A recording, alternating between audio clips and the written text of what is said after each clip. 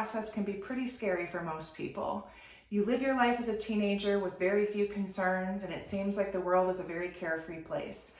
All of a sudden, you move on to bigger and better things, which might be getting your own apartment, thinking about going to college or a trade school, or getting your first job. The stress really picks up as soon as financial things start to play.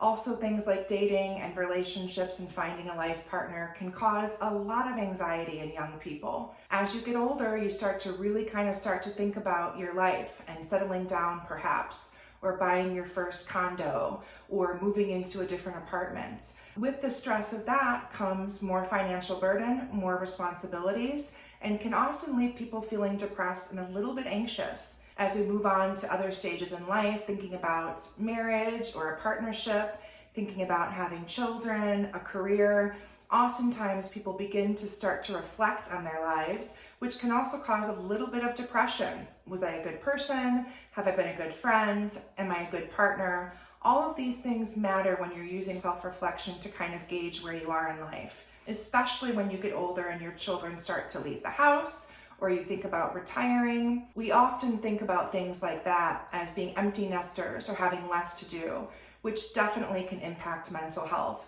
A lot of people who go through these transitions experience symptoms like depression, anxiety. So it's important that along each stage of life, you have someone to work with and talk to about the different stressors, anxieties, or things that cause depression along the way. Definitely reach out to a mental health professional so you can have someone be with you in each journey piece of life.